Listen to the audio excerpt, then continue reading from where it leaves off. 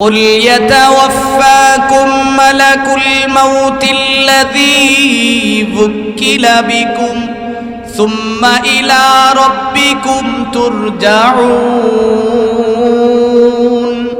ولو ترى إذ المجرمون ناكسوا رؤوسهم عند ربهم ربنا أبصرنا وسمعنا فارجعنا نعمل صالحا إنا موقنون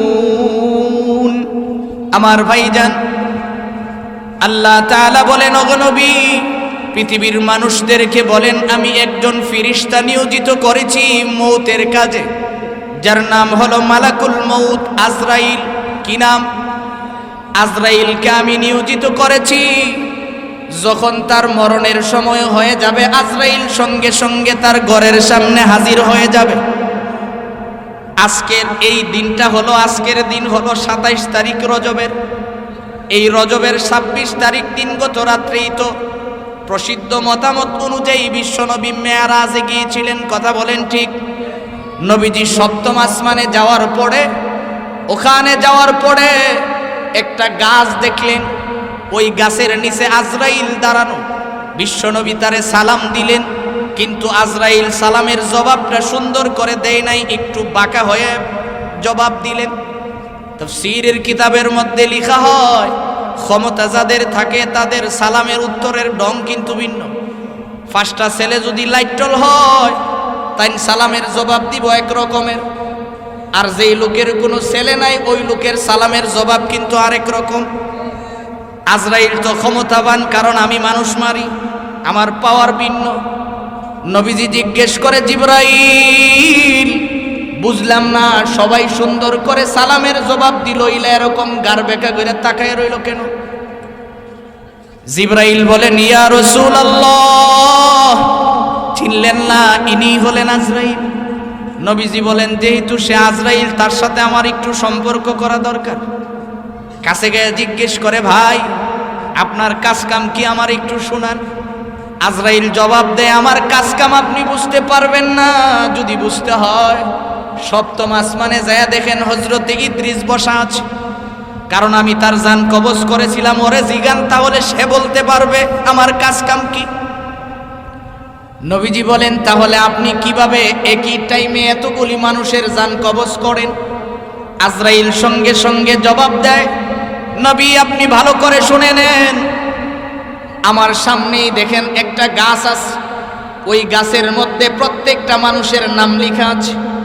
ওই গাছের মধ্যে একটা পাতার মধ্যে একটা মানুষের পরিপূর্ণ হিস্টোরি লেখা।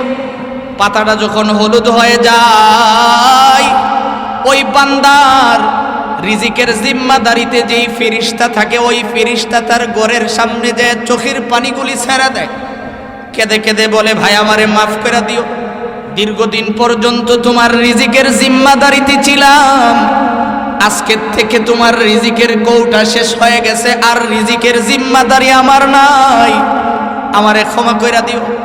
ওই ফেরেশতা যখন সংবাদটা দিয়ে চলে আসে, সংবাদ দেওয়ার পরে পরেই আমি যখন দেখি গাছের পাতাটা পড়ে যায়, সঙ্গে সঙ্গে আমি তার ঘরের মধ্যে যায় হাজির হয়ে যাই জানটা কবজ করার জন্যে। বিশ্বনবী বলেন, তুমি কি করে কবজ করো আমারে বলো। জিবরাইল সঙ্গে সঙ্গে কথা বলে না, চুপচাপ দাঁড়িয়ে আছে। আজরাইল বলেন, নবী আমি জানটা কবজ করার সময় যদি আপনার উম্মতেরা নেককার বান্দা হয়, তখন 2জন ফেরেশতা তার সামনে যায় দাঁড়ায়, দাঁড়ায় কোরআন তিলাওয়াত করে। কি তিলাওয়াত করে? ইয়া আইয়াতুহান নাফসুল মুতমাইন্নাহ ইরজিই ইলা রাব্বিকি রাদিয়াতাম মারদিয়াহ ফাদখুলি ফি ইবাদি ওয়াদখুলি জান্নাতি। এই তিলাওয়াতগুলি শোনার পরে বান্দা এখন খুশি হয়ে যে মুস্কি হাসি মারে, তার রূহটা অটোমেটিক বের হয়ে যায়। সুবহানাল্লাহ। আজরাইল বলেন, হুজুর আপনার উম্মতগুলিরে আমি তো এইভাবে জান কবজ করি, আর যারা বদকার হয় তাদের অবস্থা কি হবে এটা আমি বললাম না, অনেক সময় লাগবে। নবীজি জিজ্ঞেস করে, তাহলে তুমি বলো একই টাইমে তুমি হাজার হাজার মানুষের জান কিভাবে কবজ করো? আজরাইল বলেন, আপনার সামনে যদি একটা প্লেট রাখা হয়, ওই প্লেটের মধ্যে যদি হাজার হাজার পিঁপড়া থাকে, একটা পিঁপড়া মারতে আপনি আরেকটা মারার আগে যেমন সিগন্যাল দেওয়া লাগে না, নবী গোটা পৃথিবীর সমস্ত মখলুকগুলি আমার হাতের তালায় একটা প্লেটের মতো আমি উঠায় রাখছি, যেখানে খুশি সেখান থেকে আমি ধরে আনতে পারি। যেই লোকের হাতের তালার ভিতরে গোটা পৃথিবীর সমস্ত মানুষ, জিন্নাত, যত জানওয়ালা মানুষ নয়, সমস্ত মখলুকের তত্ত্ব আছে, এই মানুষটা কত বড়। ফিরিস্তু কাজিব হালতের মধ্যে লেখা হয়, ওই আজরাইল কত বড় তার বর্ণনা দেওয়া যাবে না, কারণ সে তো চতুর্থ নম্বর, প্রথম নম্বরে তো জিব্রাইল, তাহলে জিব্রাইল কত বড়। এই জন্য রব্বে কারিম বলেন, ইয়া আইয়ুহাল মুদ্দাসসির কুম ফাআনযির ওয়া রাব্বাকা ফাকাব্বির। নবী আপনি বলেন, আপনারে আমি নবুয়ত দিলাম, ভয়ে কম্পন নিয়ে কেন কম্বলের নিচে ঢুকছেন, তাড়াতাড়ি বের হন। বের হয়ে আপনি আপনার উম্মতদেরকে বলেন, ওয়া রাব্বাকা ফাকাব্বির। পৃথিবীর সমস্ত বস্তুর সামনে কার বরত্ব প্রকাশ করব? জোরে বলেন, ওয়া রাব্বাকা ফাকাব্বির মানে আল্লাহু আকবার। জোরে বলেন আল্লাহু, আরো জোরে বলেন আল্লাহ, লা ইলাহা ইল্লাল্লাহ। এই শব্দগুলি আল্লাহর কাছে অনেক দামি। এই জন্য আমার ভাই বলতেছিলাম, হারিস ইবনে হাফি প্রশ্ন করলেন, ইয়া রাসূলুল্লাহ, আপনি আমার 5টা প্রশ্নের জবাব দেন। রব্বে কারিম আয়াত নাজিল করে বললেন, এই প্রশ্নের জবাব নবী আপনি নিজেও জানেন না। এই প্রশ্নগুলি আমার কাছে সংরক্ষিত। এই প্রশ্নগুলি কার কাছে সংরক্ষিত? আল্লাহর কাছে। এই জন্য সর্বশেষ আল্লাহর কাছে যে সংরক্ষিত, এটা বোঝানোর জন্যে ইমাম মালিক রহমতুল্লাহ আলাইহি জলিলুল কদর ব্যক্তি ছিলেন, অনেক দামি ব্যক্তি ছিলেন ইমাম মালিক রহমতুল্লাহ আলাইহি। উনি শেষ বয়সে নবীর ভালোবাসায় মদিনায় চলে গেছে, সমস্ত কাজকাম ছেড়ে দিয়া মদিনায়, কেবলমাত্র উনি মদিনাতেই থাকেন, কারণ ওনার এখানে যেন ইন্তেকাল হয়, মদিনাতে যেন তার দাফন হয়। যদি মদিনাতে দাফন হয় তাহলে তার অবস্থানটা কি হবে? হাসরের ময়দানে নবীজির সাথে সে উঠতে পারবেন। সুবহানাল্লাহ। এই চিন্তা করে সে মদিনায় থাকে। কিন্তু হজ্জের সময় যখন হয়ে যায়, যেই মাত্র হজ্জের সময় খুব নিকটে চলে আসে, তখন তার মাথা একটু গরম হতে থাকে যে আমি যদি একটু বাইতুল্লাহটা তওয়াফ করে আসতে পারতাম, কারণ বাইতুল্লাহর প্রতি যে তার হৃদয়ের টান, এই ভালোবাসায় আবার মনে মনে চিন্তা করে, বয়সও তো হয়ে গেছে, যদি আমি মদিনায় ছাইরা মক্কাতে চলে যাই, ওখানে যদি আমার মরণ হয়, আমি যদি কোনো কারণে আল্লাহর কাছ থেকে জানতে পারি। এখন সাধনা করতে লাগলেন, রাতের বেলা সারা রাত ইবাদত করে, ঘুমের মধ্যেই চিন্তা করে ঘুমাই যে আমি কই দিন বাঁচবো, এটা যদি দেখতে পারি। এরকম করে যখন অনেক চিন্তা ফিকির করে ইবাদত করে ঘুমাইলেন, ঘুমের ঘরে স্বপ্ন দেখে বিশ্বনবী রহমতুল্লিল আলামিন তার সামনে এসে হাজির হয়ে গেছে। হাজির হওয়ার পরে নবীজি এইভাবে 5টা আঙ্গুল দেখাইছেন, এইভাবে দেখাইছেন। আপনারা আবার মনে করেন না এইভাবে আমরা যে বাচ্চারা শিখাই টা টা, এরকম বুঝি নবী দেখাইছেন। আমরা এইগুলি করতে গেছি, নবীজি এইভাবে খালি 5টা আঙ্গুল দেখাইয়া বিদায়। ঘুম থেকে উঠার পরে পেরেশান, আমার হায়াত কি 5 ঘন্টা, আমার হায়াত কি 5 দিন, আমার হায়াত কি 5 সপ্তাহ, আমার হায়াত কি 5 মাস নাকি 5 বছর? যদি 5 মাসও হয়, আমি তো মদিনা মক্কাতে যাইয়া হজটা করে আসতে পারি। তার খাদেমকে পাঠাইলেন, স্বপ্নের সবচেয়ে বড় ব্যাখ্যাকারক আল্লামা ইবনে শিরিন রহমতুল্লাহ আলাইহির কাছে চলে যাও, যাও তাকে জিজ্ঞেস করো যে একজন ব্যক্তি স্বপ্ন দেখছে, বিশ্বনবী তারে 5 আঙ্গুল দেখাইছেন, এই স্বপ্নের ব্যাখ্যা কি হতে পারে? স্বপ্নের তাবিরের জন্য খাদেমরে পাঠানোর সময় বইলা দিছে, এই খাদেম বলেও কিন্তু আমার নাম বলবি না, বলবি যে একজন আল্লাহর বান্দা স্বপ্ন দেখছে। খাদেম যায় ইবনে শিরিনের কাছে যখন এই প্রশ্ন করছেন, ইবনে শিরিন মুস্কি মুস্কি হাসতেছে আর কইতাছে, তোর মতো ছাগল পাগল তুই স্বপ্ন দেখার কথা না, নাম কর, নাম না কইলে আমি স্বপ্নের তাবির করব না, আগে নাম বলো আমার কাছে। কয় আমারে তো নাম কইতে নিষেধ করছে। কো যা তোর ফিরের যায় কো নাম কোয়ার লিগে, নাম না কইলে আমি বলবো না। আয়েশা বলছে, হুজুর নাম না বললে তো বলবে না। কো যাও যায় বলো যে এটা ইমাম মালিক এই স্বপ্ন দেখছে। আয়েশা যখন এই কথা বলছেন, ইবনে শিরিন রহমতুল্লাহ আলাইকে যে ইমাম মালিক দেখছেন, কয়টা তো আমি আগেই বুঝতে পারছি। ইমাম মালিক যে এই স্বপ্ন দেখছে এটা আমি আগের থেকেই বুঝতে পারছি, এই জন্যই তো বলি নাই। ওনারে যায় বইল যে নবীজি 5টা আঙ্গুল দেখাইয়া বলছে যে এই 5টা কথা আল্লাহ ছাড়া পৃথিবীর কেউ মানুষ জানে। ইন্নাল্লাহা ইনদাহু ইলমুস সাআহ ওয়া ইউনাজ্জিলুল গায়স ওয়া ইয়ালামু মা ফিল আরহাম ওয়া মা তাদরি নাফসুম মাযা তাকসিবু গাদা ওয়া মা তাদরি নাফসুম বিআই আরদিন তামুত ইন্নাল্লাহা আলিমুন খাবীর। আমার ভাই যাই বলতেছিলাম, যেই মাত্র ঈসা আলাইহিস সালামের মায়ের সামনে আইসা আজরাইল হাজির, রূহটা যখন বের করে নিলেন, নবী ঈসা দৌড়ায় আসলেন মায়ের কাছে। আইসা দেখে মা তো আর নাই, মনে করছে মা ঘুমিয়ে আছে। কিছুক্ষণ পরে মাকে বাতাস করে মা উঠে না। আর একটু সময় যাওয়ার পরে মায়ের মুখের উপর থেকে যখন কাপড়টা সরাইলেন, মায়ের চেহারার দিকে তাকায়া দেখে মা তো আর দুনিয়াতে নাই।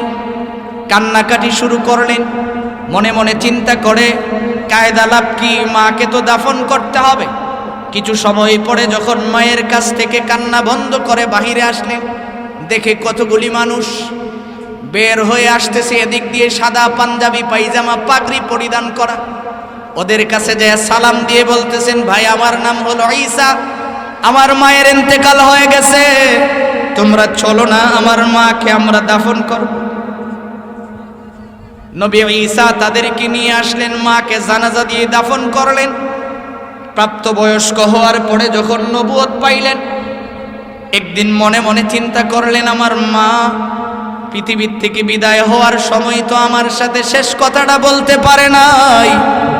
এই জন্য আমি আমার মাকে একটু কবর থেকে উঠাই, মাকে প্রশ্ন করি। মায়ের কবরের সামনে যায় যখন বললেন, ডাক দিলেন আল্লাহর হুকুমে জিন্দা হয়ে যাওয়ার জন্য। মা কবর থেকে উঠলেন, জিজ্ঞেস করে, মা তুমি আমারে বলো না তোমার জীবনের সবচেয়ে বড় কষ্টের জিনিস কোনটা, আমারে বলো। এমত অবস্থায় মা জবাব দিলেন, এ আমার সন্তান ঈসা শোনো, আমার জীবনের সবচেয়ে বড় কঠিন সময় হলো আজরাইল যখন আমার সামনে হাজির হয়েছিল। আজরাইল আমার সামনে যখন হাজির হয়ে যায়, আমার পুরাটা শরীরের মধ্যে একটা কম্পন শুরু হয়ে গেছে। ওই যে আমার ভিতরে একটা ভয় ঢুকছে, অদ্যবধি আমি ভয়টা বলতে পারি নাই। এই জন্যে রব্বে কারিম বলেন, নবী আপনার উম্মতদেরকে আপনি জানায়া দেন, তাদের জন্য মাধ্যম হলো এই 5টা জিনিস জানার জন্য তারা যেন চেষ্টা না করে। 1 নম্বরে তারা যদি জানতে চাই ইন্নাল্লাহা ইনদাহু ইলমুস সাআহ, কিয়ামত কখন হবে এই কথা যেন জানতে তারা চেষ্টা না করে। কারণ এটা কার কাছে সংরক্ষিত? জোরে বলেন, কিয়ামত কখন হবে, কোন অবস্থায় হবে, এটা কে দিবেন? সময়ও দিবেন আল্লাহ। শুধু আমাদের নবীকে বলছেন সতর্ক করার জন্য যে কিয়ামত আসার আগেই তুমি ভালো হয়ে যাও। কারণ নবীজি এক হাদিসের মধ্যে বলেন, বান্দার কিয়ামত তখন শুরু হয়ে যায় যখন যার মরণ হয়, তখনই তার কিয়ামত শুরু। এই জন্য মরণের আগে আপনাকে ভালো হতে হবে। কখন মরবেন জানার কোনো সুযোগ আছে? 2 নম্বরে হারিস ইবনে হাফি প্রশ্ন করেছিলেন, ওয়ায়ুনাজ্জিলুল গায়স, নবী আমি আজকে কি খাইছি জানি, আগামীকাল কি খাবো এটা কে জানেন? জোরে বলেন। কোন ফিসাব কয়া দিতারবো আমার ব্যবসাত লাভ হইব না লস হইব? এই ধরনের আকীদা রাখা যাবে? কারণ সমস্ত রিজিকের ফয়সালা কে করেন? ওয়ামা মিন দাব্বাতিন ফিল আরদি ইল্লা আলাল্লাহি রিজকুহা, রিজিকের জিম্মাদার কে? রিজিক বন্টন কে করেন? তাহলে এই রকম বক্কর চক্কর করে কোনো লাভ আছে? রিজিকের জিম্মাদারি যদি আল্লাহর হয়, সকালবেলা দোকান খুললেন ব্যবসায়ী ভাইয়েরা, দোকান খোলার পরে যদি ভিক্ষুক আসে কই তোরে দিমুকে, আমি নিজেই তো সাইড করি নাই। এখন ভিক্ষুক যদি কয় আমিও আপনার দোকানে আসলাম সাইড করতাম, আপনি তো দিলেন না, আমিও করতে পারলাম না, দোয়া করে দিলাম আজকে সারাদিন যেন তোর সাইড না হয়, তাহলে কেমন হইল? ও যদি আপনার কাছে প্রথম আইসা থাকে, এই জন্য আপনি ব্যবসা করেন আর না করেন, ভিক্ষুক আসলে খালি হাতে ফেরত দেওয়ান যাইব। রিজিকের জিম্মাদারকে 3 নাম্বার, ওয়ায়ালামু মা ফিল আরহাম, মায়ের রেহেমের ভিতরে সন্তান ছেলে নামে এটা কে জানেন? আরে মিয়া, আপনি তো 6 মাস পরে জানেন, 6 মাসের আগেরটা কে জানেন? ওমা তাদরি নাফসুম মাযা তাকসিবু গাদা। ও নবী, আপনি আমারে বলেন, হারিস ইবনে হাফি বলতেছেন, নবী আপনি আমাকে বলেন আজকে আমি কি খেয়ে আসছি, জানি আগামীকাল কি খাবো এটা বলে দেন। কেউ বলতে পারবে আগামীকাল কি খাবো? কোথায় আমার রিজিক বলা সম্ভব? এইগুলি কে বলতে পারেন? 5 নম্বরে বলেন, বৃষ্টি কখন হবে না আমি জানি, আমার জন্ম হয়েছে এখানে গাটুরাতে, আমার জন্ম আমি জানি, কিন্তু মর্ম কোথায় এটা আপনি বলে দেন। আল্লাহ তাআলা আয়াত নাজিল করে জানাইলেন আমার মওত কোথায় হবে কে জানেন? এই 5টা জিনিস বিশ্বাস করার নাম হলো ঈমান। এই জন্যে আমার ভাই, রব্বে কারিম যেন আমাদের শহীদ আকীদাটাকে সহি করার তৌফিক দান করুন, আমিন। আর এই 5টা জিনিস আল্লাহ সংরক্ষিত রাখকে আমাদেরকে বুঝাইলেন, যত সালাকেই করো এইগুলি জানতে পারবা না হবে। কারণ আমরা অনেক সময় মনে করি যে যদি কোনো মেয়ে, আমাদের সমাজে কিন্তু একটা কুপ্রথা আছে, যদি খালি বারবার মেয়ে সন্তান হয়, এই কথাটা বোঝানোর জন্য মূলত এই আয়াতটা আমার তিলাওয়াত করা। সময় স্বল্পতার কারণে আমি ওই দিকে যাইতে পারি নাই। এখন বাকিটুকুন যেহেতু সময় হয়েছে বলি, আপনি বলেন যে মেয়ে সন্তান কে দেন, ছেলে সন্তান কে দেন?